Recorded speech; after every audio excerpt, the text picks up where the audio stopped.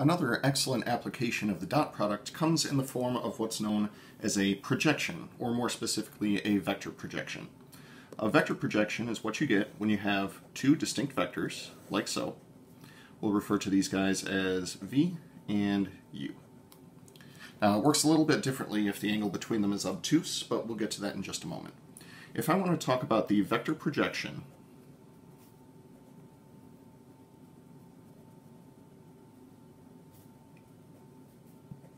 of v onto u. A vector projection is also known as an orthogonal projection. So imagine that we have, say, a light source from above v and is orthogonal to u. The projection of v onto u would be the, essentially, component of v that points in the direction of u. So this vector right here would be the projection.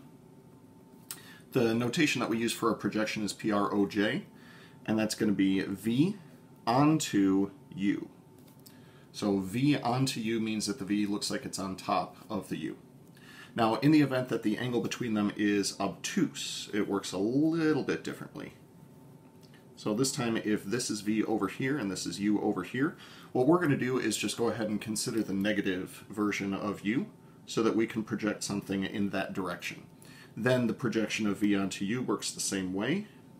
It would be in this direction. The good news is that this projection of v onto u, in addition to creating an obtuse angle here, we wind up with a reference angle over here. And the cosine of this obtuse angle is simply going to be the negative version of the cosine of this angle. So everything is going to work out.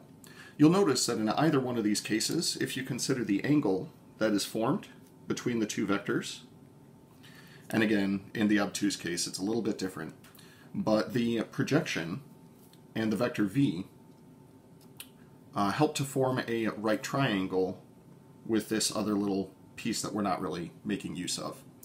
You'll make use of this piece in linear algebra, but in Calc 3, not so much.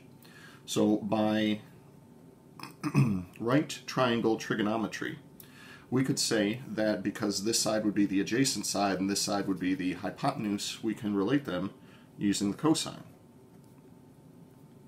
Now that means that the cosine of theta is going to be this length, so the length of the projection of v onto u divided by the length of v.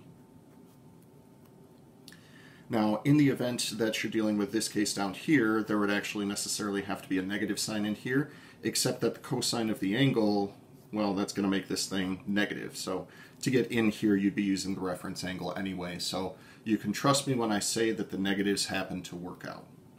Now, we do have a formula for the cosine of theta in terms of the vectors v and u. And that would be u dot v divided by the magnitude of u times the magnitude of v. Now that's going to be equal to the magnitude of the projection of v onto u over the magnitude of v. Now ultimately though, I'm interested in finding what this thing is, so I'm going to multiply both sides by the magnitude of v to finish solving for that.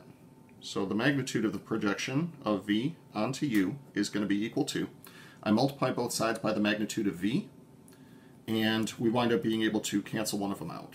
So this is going to be the dot product of u and v divided by the magnitude of u. Now, I will say that there is one thing about this that makes complete sense. The length of u should not matter. Only the length of v should matter.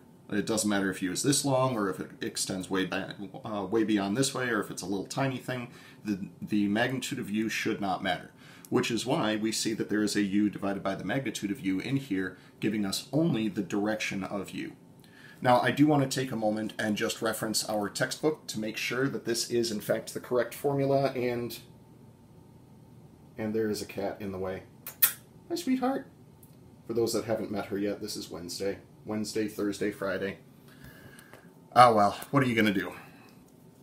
Now, this is only the length of the vector in question. We need to actually turn it into a vector. So the vector projection. So what we're going to do is take the magnitude and we're going to multiply it by the direction. Now we just derived what the magnitude of this is. The magnitude is equal to the dot product of u and v divided by the magnitude of u. We're going to multiply that by a direction vector. The direction vector is the unit vector in the direction of u. So this will be multiplied by a unit vector in the direction of u. Now we can also combine this into one big statement and say that this is the dot product of u and v divided by the magnitude of u, quantity squared, in the direction of u. This is known as the vector projection of v onto u. So vector projection of v onto u. Now there is an additional formula using one of the properties that we had earlier, which is that a magnitude squared is simply a vector dotted with itself. So we could also call this u dot v divided by u dot u multiplied by the vector u.